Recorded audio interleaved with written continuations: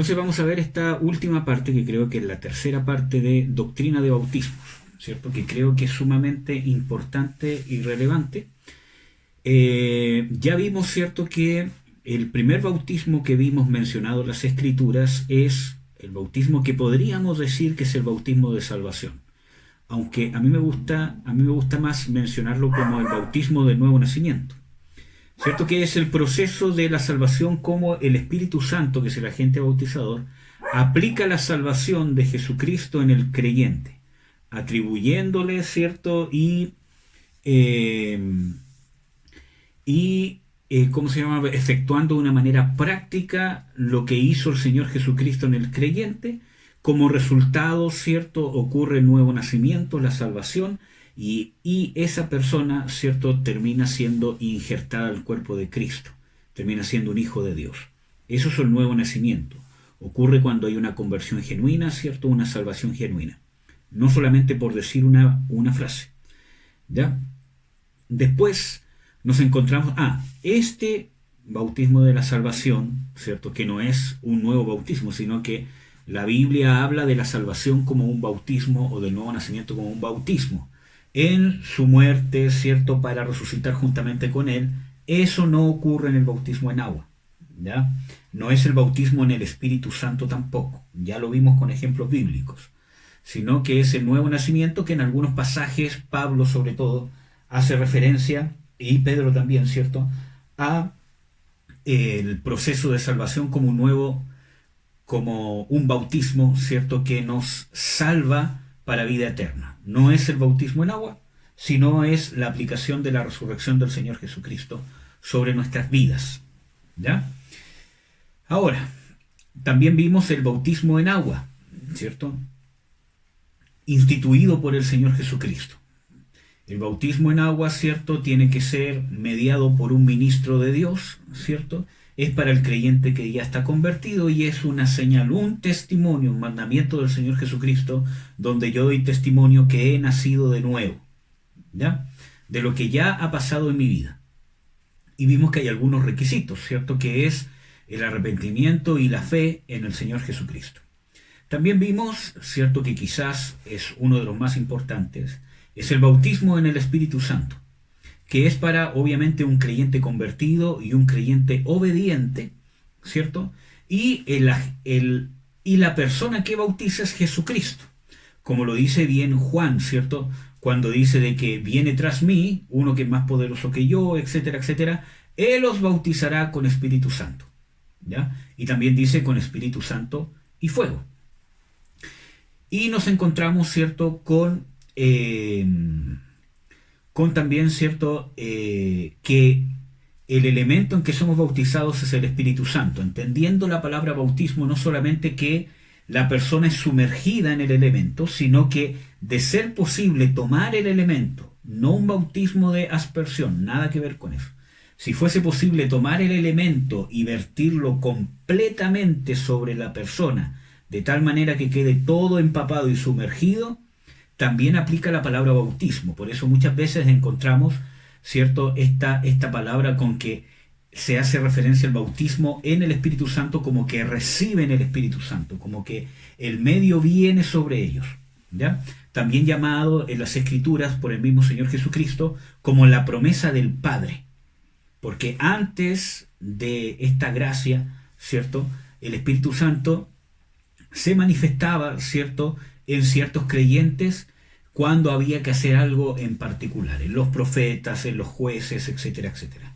Sin embargo, encontramos de que en Cristo Jesús, ¿cierto?, viene el don del Padre, o esta promesa del Padre, donde nosotros podemos ser llenados del Espíritu Santo, podemos ser llenos de poder. Ahora bien, esta es una experiencia inicial, que no quiere decir que usted tiene que ser bautizado en el Espíritu Santo muchas veces, sino que constantemente tenemos que estar en la llenura del Espíritu Santo, más conocido en la Biblia como mantener o mantenernos en la unción. Y eso depende de nuestra búsqueda y de andar en el Espíritu, negando la carne. Porque en la carne no se manifiesta la unción de Dios.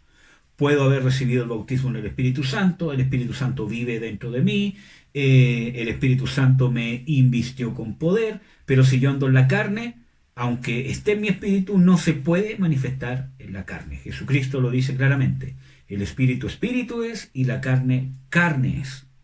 Amén. Y ahora nos encontramos con el último bautismo que vamos a revisar, que es el bautismo en fuego. Haciendo referencia, ¿cierto?, a Lucas 3 y Mateo 3:11,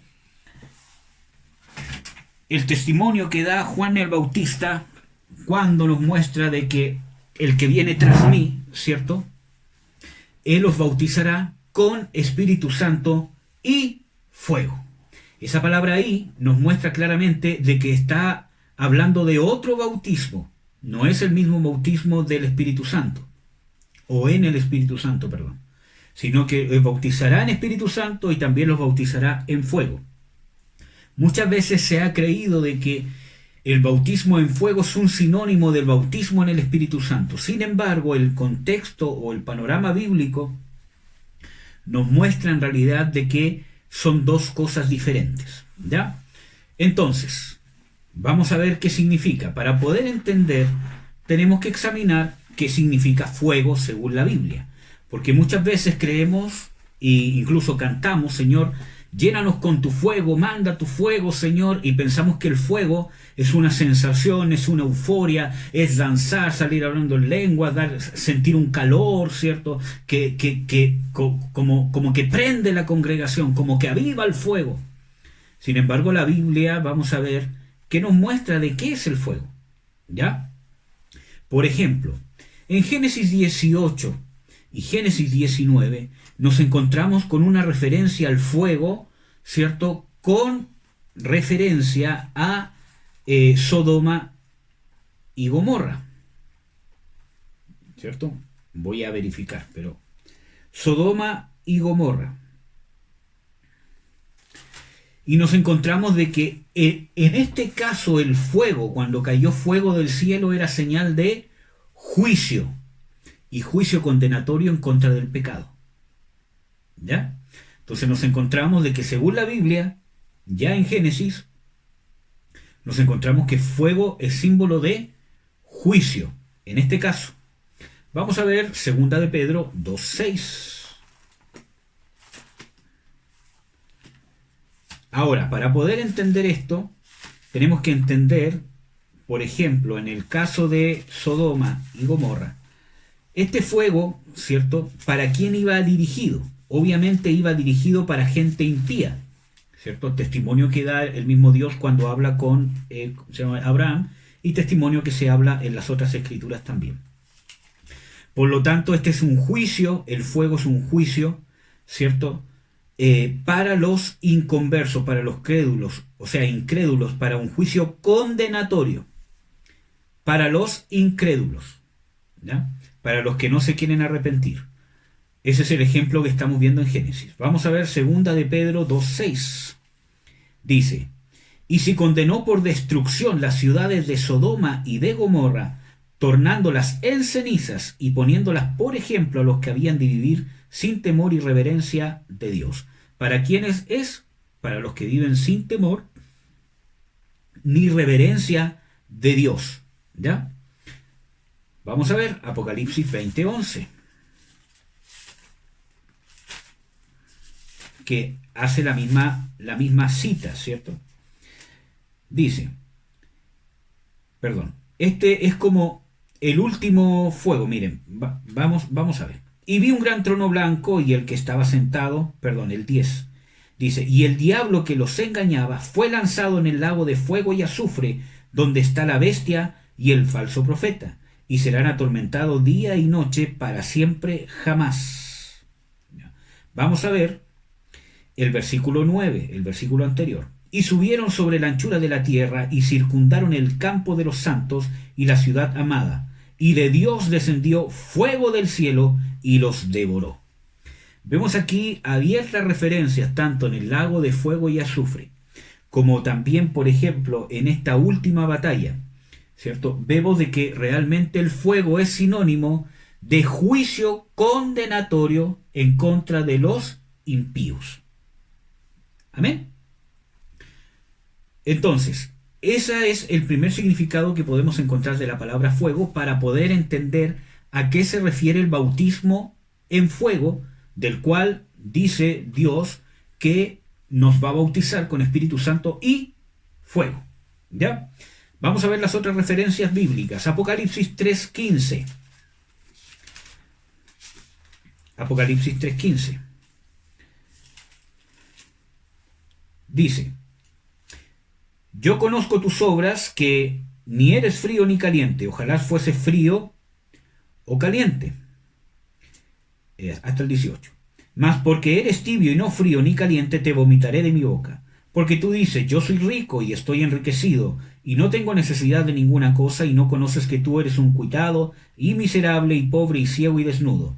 Yo te amonesto que de mí compres oro afinado en fuego, para que seas hecho rico, y seas vestido de vestiduras blancas, para que no se descubra la vergüenza de tu desnudez, y unge tus ojos con coriolio, para que veas. Voy a leer el versículo 19 también. Yo reprendo y castigo a todos los que amo. Sé pues celoso y arrepiéntete. Entendiendo que estas palabras son las palabras del Señor Jesucristo, aunque podemos ver de que fueron dadas por su ángel, pero el ángel está hablando en representación directa del Señor Jesucristo. Entonces, el Señor Jesucristo está diciendo, compra oro refinado en fuego, y después habla de la reprensión y el castigo a los que ama. Entonces nos encontramos con la primera definición que vimos de que el fuego es sinónimo de juicio condenatorio, pero también, o sea, hacia los impíos, pero hacia los creyentes, ¿cierto? Aunque estén en esta condición que vimos este ejemplo, vemos de que es un castigo, una reprensión a los que Dios ama. Tiene un propósito de arrepentimiento, por eso dice, sé celoso y arrepiéntete. Y compra, ¿cierto?, oro refinado en fuego. La cual referencia podemos encontrar en la misma carta de Primera de Pedro, por ejemplo, que es un pasaje que no sale ahí, ¿cierto? En Primera de Pedro nos encontramos claramente que seguramente es un pasaje que ya conocen, ¿cierto? Dice, Primera de Pedro, desde el 4. Para una herencia incorruptible que no puede contaminarse ni marchitarse, reservada en los cielos. Aquí está hablando evidentemente de lo que va a venir en la resurrección, ¿ya? Y reservada en los cielos está hablando que es carácter espiritual, ¿ya? Para que nosotros, que somos guardados por la virtud de Dios por fe, para alcanzar la salvación que está aparejada para ser manifestada en el primer tiempo, en lo cual vosotros os alegráis, estando al presente un poco de tiempo afligidos en diversas tentaciones, si es necesario, para que la prueba de vuestra fe, mucho más preciosa que el oro, el cual perece, bien sea probado con fuego, sea hallada en alabanza, gloria, honra, cuando Jesucristo fuere manifestado. Aquí encontramos una relación bastante estrecha que tiene que ver en gran parte con la segunda venida del Señor Jesucristo. Nos encontramos, por ejemplo, de que habla de que vuestra fe sea probada. Así como el oro viene probado con fuego. La fe es pasada por prueba, ¿cierto? Así como el oro por el fuego. Entonces, ¿qué es el fuego para el creyente? Prueba. Y vimos en Apocalipsis 3:15, ¿cierto? Que también es castigo. Amén. Ojo con eso. Castigo, reprensión. Pero también es prueba. Prueba en el sentido de perfeccionamiento. ¿Ya? Por ejemplo, amados hermanos, creo que yo ya les he dicho esto hartas veces y hemos hablado de esto ampliamente, y la Biblia obviamente lo habla mucho. Nosotros tenemos que entender, ¿cierto?, de que nosotros cuando llegamos al cristianismo necesitamos y empezamos a correr una carrera de ser hallados dignos. No de la salvación, porque eso es por gracia, eso es por el Señor Jesucristo, por lo que el Señor Jesucristo hizo en la cruz, etcétera, etcétera. Pero por esa misma gracia tenemos la gracia, el honor, la oportunidad, la honra que Dios nos da de tener la oportunidad de poder alcanzar a ser dignos del reino, con la gracia que Dios nos da, la salvación que Dios nos da, el perdón que Dios nos da, los frutos del Espíritu que Dios nos da, la unción que Dios nos da, o sea, todo viene de Dios. Nosotros somos los que tenemos que desvestirnos y despojarnos del viejo hombre y empezar a vestirnos del nuevo hombre para poder comprender cuál es la buena voluntad de Dios, agradable y perfecta, y tener las herramientas y la experiencia para ejecutarla. Amén. Entonces, esa carrera de dignidad, Dios, en este caso el agente bautizador es el Señor Jesucristo, nos pasa por el fuego que son las pruebas, la disciplina. Por eso que vemos el ejemplo en Apocalipsis de que el que reprende, ¿cierto?, a las iglesias es el Señor Jesucristo. Arrepiéntete, yo castigo y reprendo a todos los que amo. Entonces, para los que Dios ama, para los que Jesucristo ama, que son obviamente las personas salvadas por gracia, porque dice de que Él nos amó primero, para los que Dios ama, entonces el fuego es disciplina, prueba con el propósito de perfeccionamiento. Amén. En cambio, para los impíos, el fuego, según la Biblia, es juicio condenatorio. ¿Ya? Vamos a ver el otro pasaje, Mateo 13:29.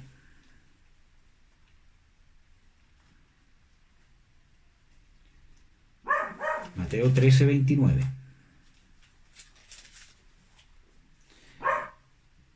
Dice: y él dijo, no, porque cogiendo la cizaña no arranquéis también con ella el trigo. Dejad crecer juntamente lo uno y lo otro hasta la siega, y al tiempo de la siega yo diré a los segadores, coged primero la cizaña y atadla en manojos para quemarla, mas recoged el trigo en mi alfolí. ¿No? Vamos a leer el 37 y el 40.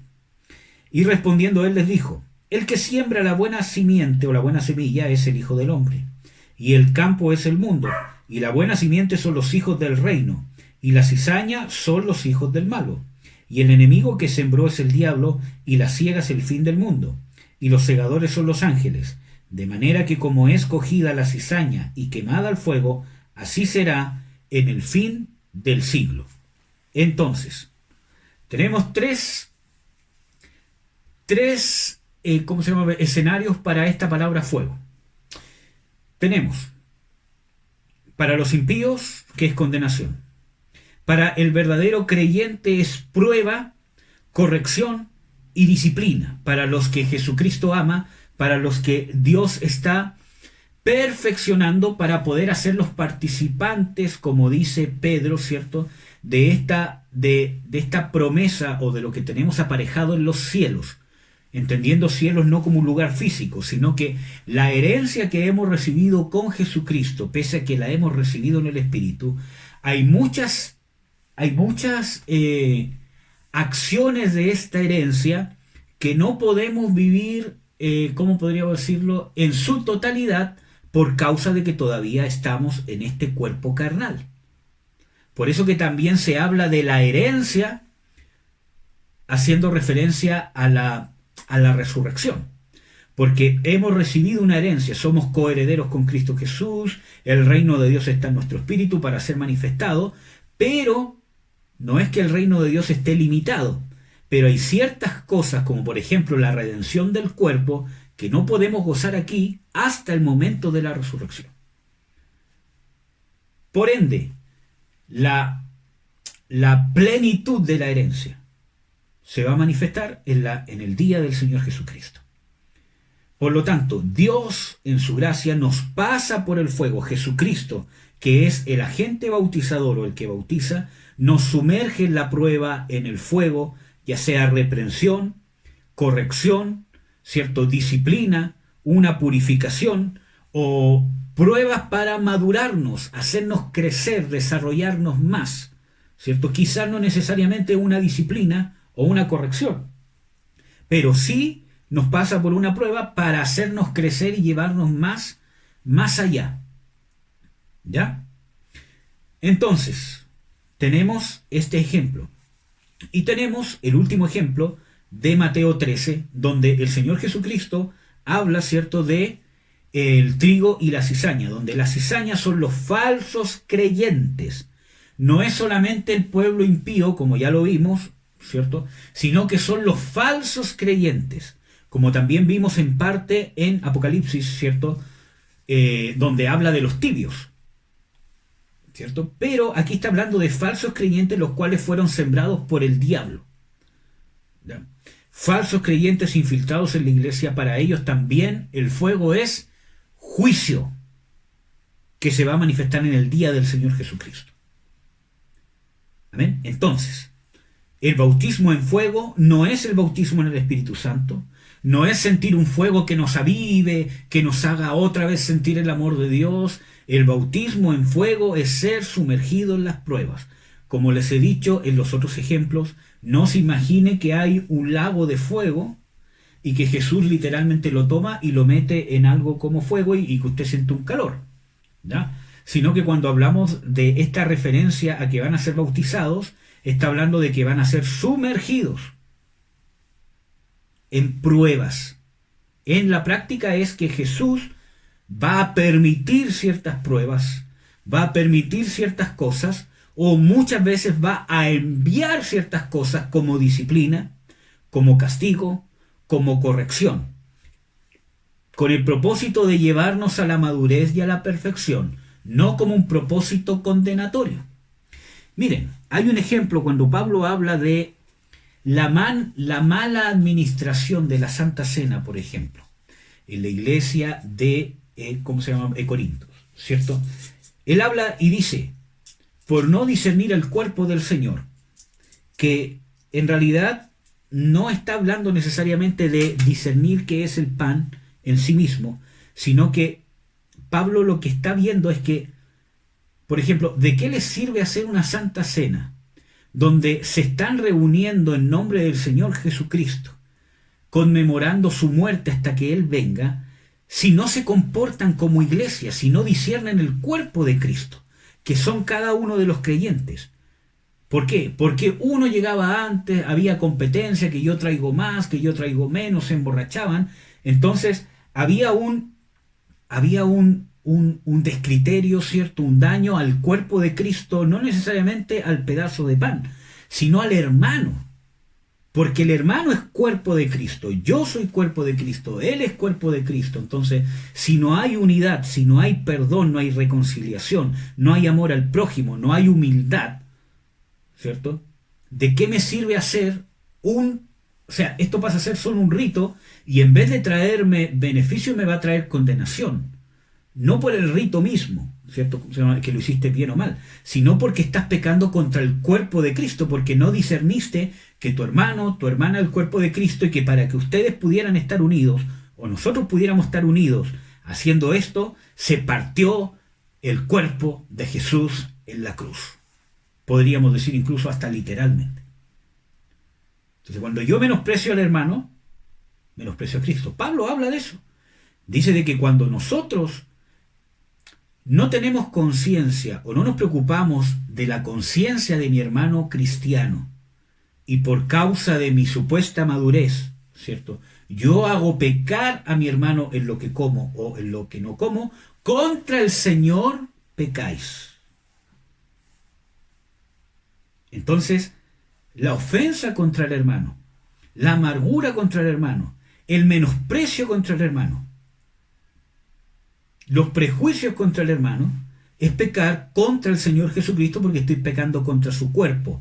Cuerpo que está hablando no necesariamente de brazos, manos, sino cuando hace referencia al cuerpo de Cristo, está haciendo referencia a su sacrificio. Cuando pecamos contra el hermano, estamos pecando contra el sacrificio de Jesús, su sufrimiento, su padecimiento. Amén. Y en ese contexto, Pablo dice, por eso muchos de ustedes están debilitados, están enfermos, y muchos de ustedes han muerto.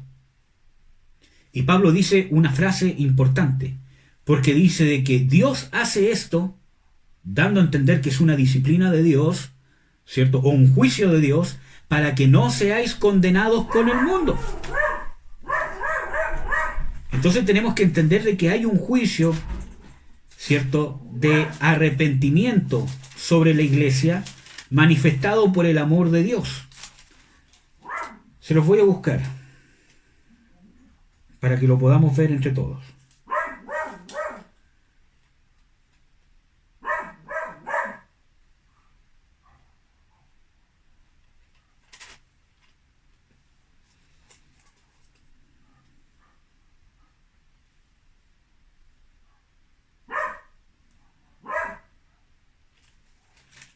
Lo vamos a buscar. Aquí está. Vamos a leer del versículo 29, Primera de Corintios 11.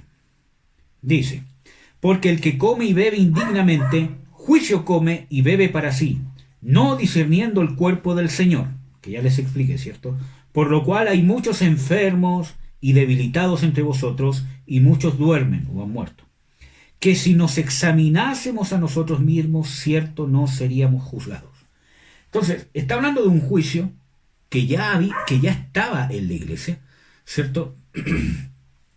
Y habla de que este juicio no vendría si nos examinásemos ¿a dónde? A nosotros mismos. Por eso que yo digo que no tiene que ver con el rito. Es que si hice el rito antes, si lo hice después, si lo hicimos juntos, separados, sino que está hablando con lo que está dentro, la separación, la herida al prójimo, la competencia, los celos, que no es aceptable en el cuerpo de Jesucristo. Es un daño hacia Jesús, es una afrenta hacia su sufrimiento, es una burla hacia su sufrimiento. Juan también habla en su primera carta, dice de que si nosotros amamos al que engendró, que es el Padre, también amamos a los que han sido engendrados por Él. Porque ¿cómo puedo decir de que amo al que no veo si no es amando al que veo? Que es el que ha sido engendrado por Él, que es mi hermano en Cristo. ¿Ya? Entonces, versículo 32. Mas siendo juzgados, ¿somos qué? Castigados del Señor, para que no seamos, ¿qué cosa? Condenados con el mundo. Imagínense, hermanos, había gente que había muerto por este juicio de Dios, por este fuego. Y no le digo esto para que tenga miedo, ¿cierto? Y diga, entonces si peco me voy a morir. No. La seguridad más grande que tenemos es el amor de Jesucristo. ¿Quién nos separará del amor de Dios? Eso es un pacto eterno. Con amor eterno te he amado. Por tanto te prolongué mi misericordia. Dice que si Dios nos amó siendo enemigos, ¿cuánto más ahora no seremos salvos de la ira por la sangre de Jesús si ya hemos sido justificados? Entonces, tenemos que entender de que lo mejor que le puede pasar al creyente es que cuando está equivocado, Dios envíe su disciplina y su corrección. Ahora, podríamos estudiar los medios que Dios ocupa para la corrección, la purificación, la disciplina, etcétera, etcétera, o para llevar a la madurez, que son muchos, no son solamente los problemas, ¿cierto? Ahora, Dios no es cruel, Dios no es malo, ¿cierto? Es como un hijo. Yo voy a ejercer sobre un hijo un castigo, si soy un buen padre, ¿cierto? Pero obviamente con un propósito, no por desahogarme, no por dañarlo, ¿cierto? Entonces todo va a ser con una medida suficiente para lograr que el niño entienda, crezca, se desarrolle, sea un hombre o una mujer de bien, o para frenar una manifestación natural de la naturaleza pecaminosa y corregirla, guiarla, ¿cierto? Para ser un hombre y una mujer que sea útil, ¿ya? Entonces, nos encontramos, amados hermanos, ¿cierto? Nos encontramos con este fuego que va a ser manifestado principalmente en la ira, aunque también hay juicios de fuego que se manifiestan sobre los incrédulos o los falsos creyentes, quizás aquí en el tiempo presente, pero principalmente cuando habla de no ser condenados con el mundo, habla del día del Señor Jesucristo. Cuando venga el Señor Jesucristo viene a manifestar juicio, viene a manifestar todos los juicios, no que sea un puro juicio, viene a manifestar los juicios ante el tribunal de Cristo, los galardones para el pueblo de Israel, para el pueblo impío, viene a manifestar todos los juicios. Amén. Entonces, esos juicios se van a manifestar, y para que nosotros no caigamos en la ira, ¿cierto? La manifestación del amor de Dios que nos libra de la ira, nos pone bajo el amparo paternal de Dios. Y un padre va a ser lo mejor para ti. Y Dios, que ve la amplitud eterna del panorama, sabe de que vamos a alcanzar lo que Él quiera, ¿cierto? Desde el punto de vista eterno en comparación con lo terrenal y temporal. Amén. Para poder obtener galardón, para obtener lo que Dios nos quiere dar. Dios ve el panorama eterno. Desde ese punto de vista espiritual, por medio de la fe, nosotros podemos llegar a dilucidar ese panorama eterno cuando estamos en la prueba, cuando estamos en la tribulación. Amén, hermanos. Entonces, eso significa ser bautizado en fuego. En la iglesia ahora está siendo pasada por fuego, porque la iglesia necesita ser purificada. No purificada en el sentido de la salvación. Usted dirá, pero ya fuimos purificados por la sangre de Jesucristo. No estoy hablando de expiación de pecados.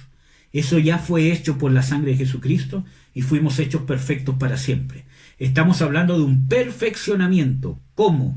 Lo que Dios ha hecho ciertamente en nuestro espíritu, esa perfección, se traslada a nuestro carácter.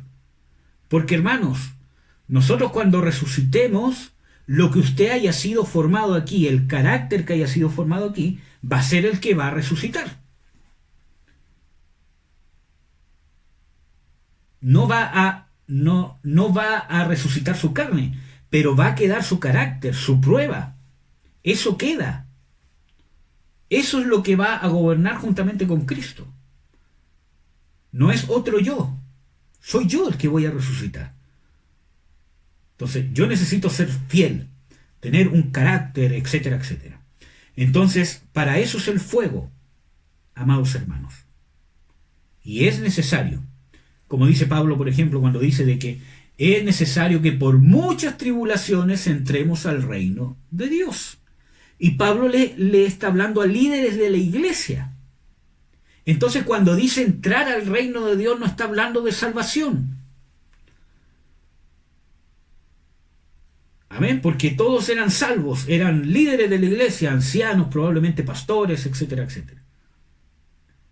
Entonces, si le está hablando a líderes, él les está diciendo, es necesario que por muchas tribulaciones entremos al reino de los cielos. Está hablando justamente de esto, que las tribulaciones son una prueba para adentrarnos al reino de los cielos, sernos parte activa en la herencia.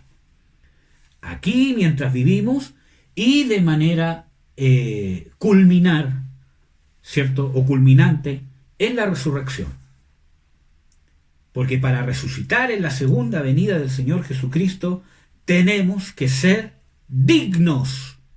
Jesucristo lo dice claramente cuando habla sobre la resurrección. Los que sean hallados dignos de aquel siglo y de la resurrección. La Biblia habla ampliamente de ser dignos. Nosotros lo vimos en, ¿cómo se llama? Apocalipsis 3:15, por ejemplo. Decía, tú te crees que estás lleno, ¿cierto? Que tienes esto, pero eres un pobre, miserable, cuitado. Compra oro refinado, que es la prueba de la fe probada, ¿cierto? Unge tus ojos con colirio y para que puedas andar con ropas blancas, de los dignos.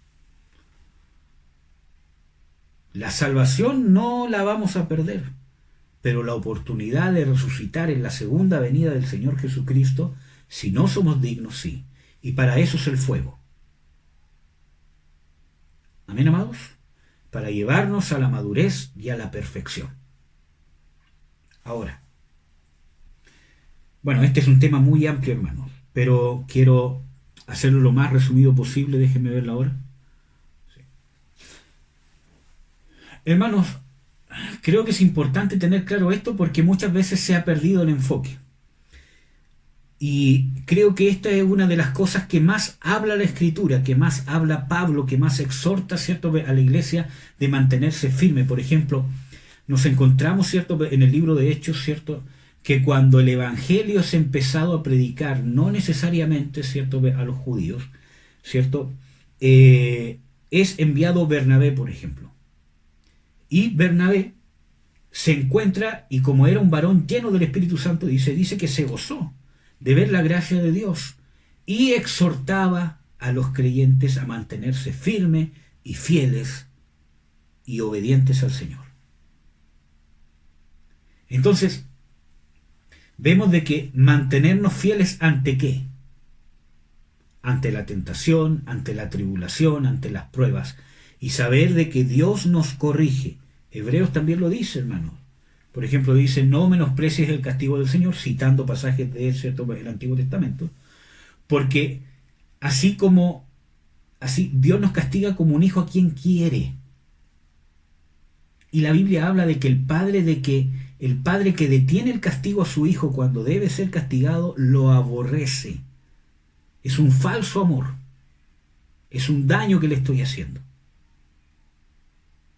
Amén. Y Dios no es así. Dice que a todo el que recibe por hijo, lo recibe con azotes. Para, dice, hacernos participantes de... Se los voy a leer, para que vean que está escrito en la Biblia. Dice, Hebreos 12:10, y aquellos a la verdad por pocos días nos castigaban como a ellos les parecía, mas este, que es Dios, para lo que nos es provechoso, para que recibamos su santificación. En verdad que ningún castigo al presente parece ser causa de gozo, sino de tristeza, mas después da fruto de justicia a los que en él son ejercitados. Ejercicio de la disciplina de Dios. Disciplina de Dios no es necesariamente golpes, hermanos. ¿Ya? Y lo vamos a comparar con Hebreos 5. Hebreos 5, por ejemplo, nos dice en el versículo 14, mas la vianda firme es para los perfectos, para los que por la costumbre tienen los sentidos ejercitados en el discernimiento del bien y del mal. El ejercicio de la prueba nos lleva a ser completos, a ser maduros. Amén. Vamos a revisar para terminar los pasajes que están ahí. Salmo 66:10.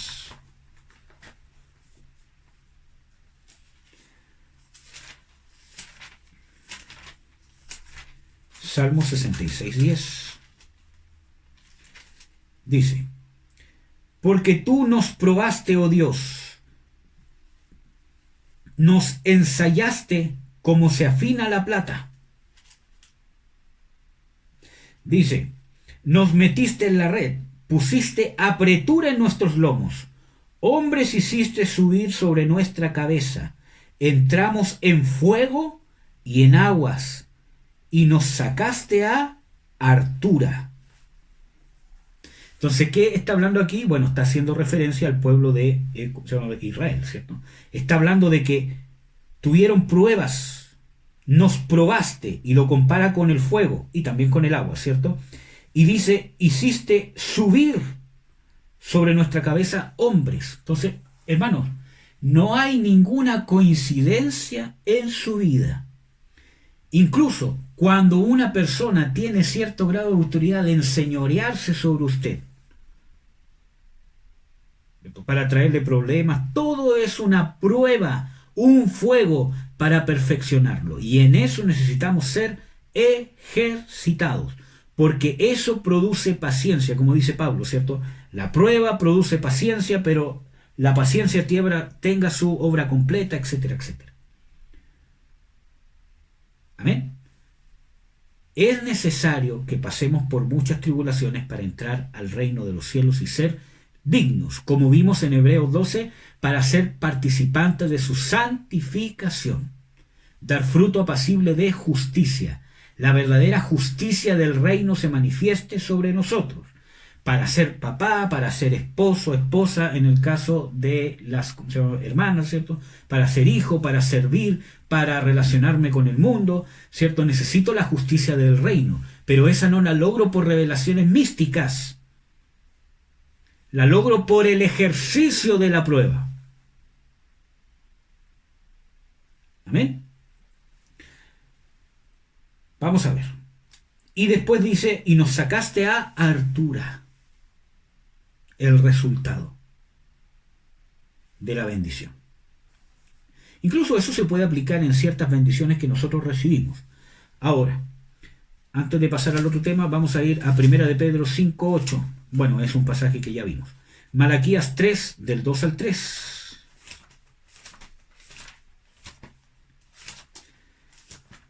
Malaquías 3, del 2 al 3. Dice, ¿y quién podrá subir el tiempo de su venida?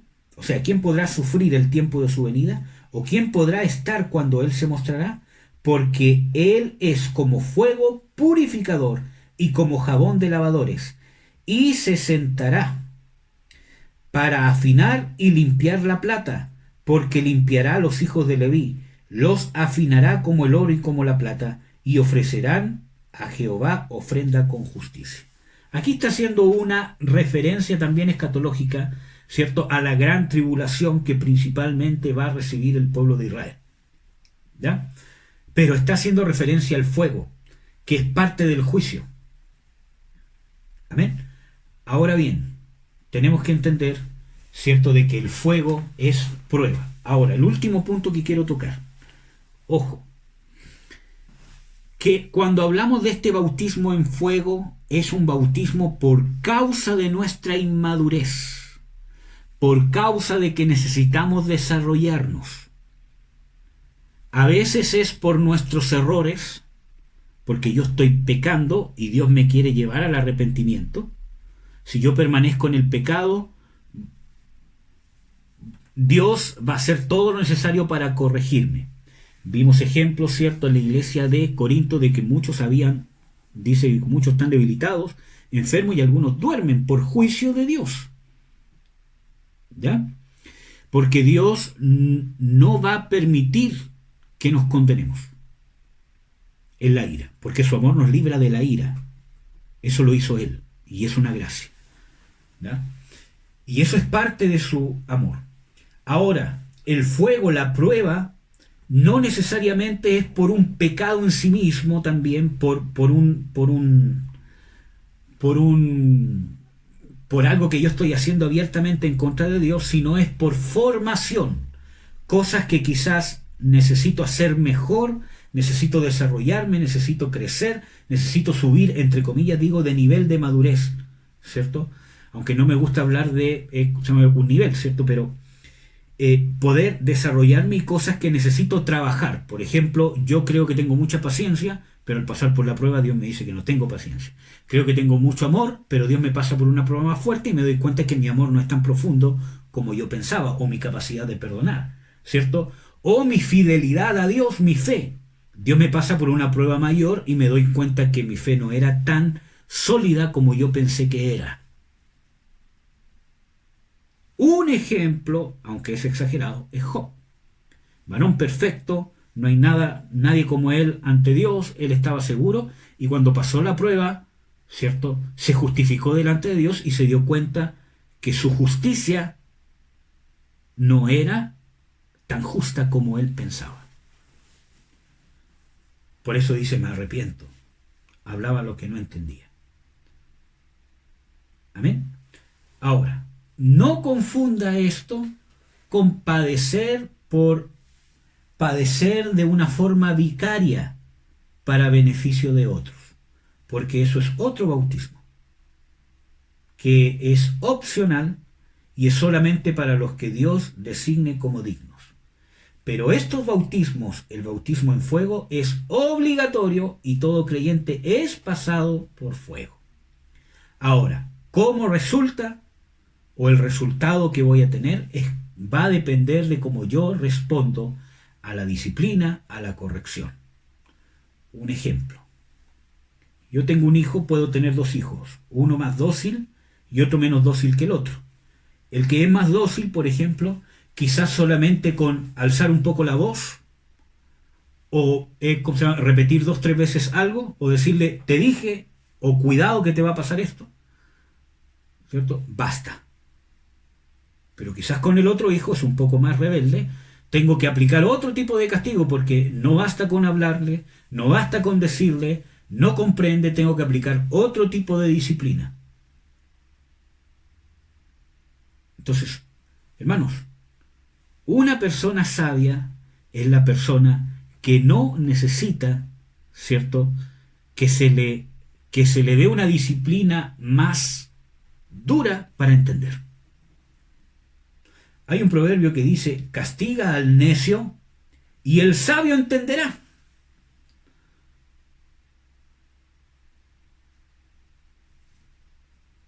¿Amén? Tenemos que ser sabios, hermanos. Que no necesitar recibir un castigo, que baste con una reprensión para que entendamos. Las escrituras hablan de esto, dice, no seáis como el mulo que necesita que se le ponga estribo para llevarlo donde tú quieres. Entonces depende de nuestra respuesta el resultado. Pero todos es necesario que seamos bautizados por fuego. Entonces, de todos los bautismos que son mencionados en las escrituras, que por lo menos son 9, 4 son obligatorios para el creyente. El bautismo de salvación o el nuevo nacimiento, que también hay un sinónimo de ello que es la circuncisión del corazón o la circuncisión de Cristo, es lo mismo. El bautismo en agua es obligatorio para el creyente y usted tiene que ser diligente en hacerlo. El bautismo en el Espíritu Santo es obligatorio para el creyente porque sin él no puedo hacer la voluntad de Dios. No tengo el poder para poder ejecutarla y mucho menos para poder heredar el reino de Dios. ¿Ya?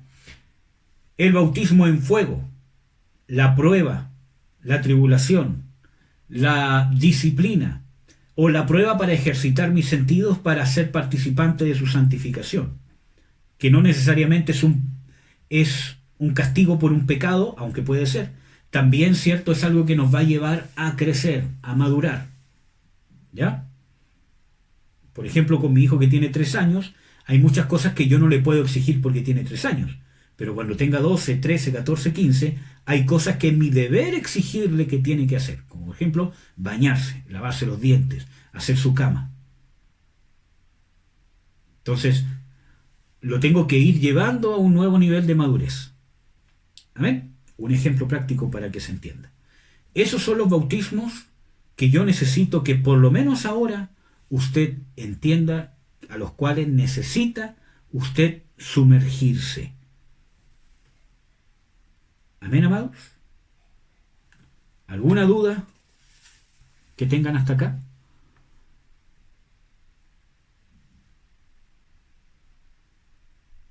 No, todo claro. Amén. Ya. Vamos a orar para terminar. Creo que hay alguien conectado sin nombre. Bueno, pero después vamos a ver. Vamos a orar para terminar. Padre, en el nombre de Jesús te bendigo, te doy las gracias, Señor. Te pido, Señor, que nos llenes de fe, que nos llenes de ánimo, de aliento. Tu palabra dice de que toda disciplina al presente no es causa de gozo, sino de tristeza, pero da fruto apacible de paz para ser participantes de tu justicia y de tu santificación. Te ruego, Señor, que nos des esa paz interna, ese ánimo, esa fortaleza para no salir quizás de la prueba o de la tribulación o de la disciplina, sino poder enfrentarla con esperanza. Renueva la esperanza dentro de nosotros, que es tu amor el que nos sustenta, que tú castigas y reprendes a todos los que amas y que es necesario pasar por todas las cosas que hemos pasado, estamos pasando y seguramente pasaremos. No significa que vamos a ser infelices, no significa que vamos a estar en angustias constantemente, pero cuando nos toca vivir ciertas circunstancias, es una oportunidad para crecer, desarrollarnos, corregirnos, examinarnos a nosotros mismos. ¿Qué es lo que tenemos que corregir? Si hay algo que estamos haciendo mal. Enfermedades físicas. Es el momento de examinarnos. ¿Será que hay algo que estoy pecando? ¿Que hay una forma de pensar que debo cambiar? ¿Será que es una prueba de mi fe? Señor, saca de nosotros el orgullo, que muchas veces vemos todo como una prueba de fe solamente y muchas veces no como un intento tuyo, Señor, de corregirnos o de sacarnos de un pecado para que nos arrepintamos. Quita todo orgullo, Señor, y ablanda nuestro corazón, para que podamos ser lo suficientemente humildes para ser dóciles al bautismo de fuego, que nos direccione, Señor, hacia dónde tienen que ir nuestras vidas como personas en lo interno.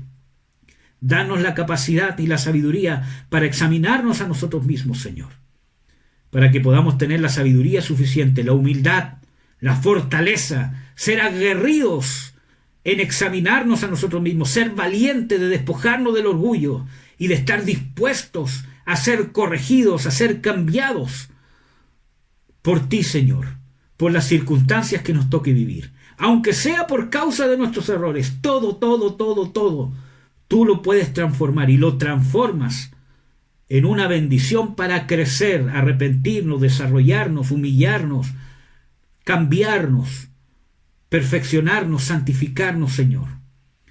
En el nombre de Jesús, que no tengamos temor ni orgullo, para que no sean sacadas a luz nuestras tinieblas, que es el propósito más importante que deberíamos tener. Ablanda nuestros corazones, que muchas veces se vuelven como corazones de piedra, para que podamos cambiar, crecer, desarrollarnos, Señor. En el nombre de Jesús. Amén, Señor Jesús. Amén.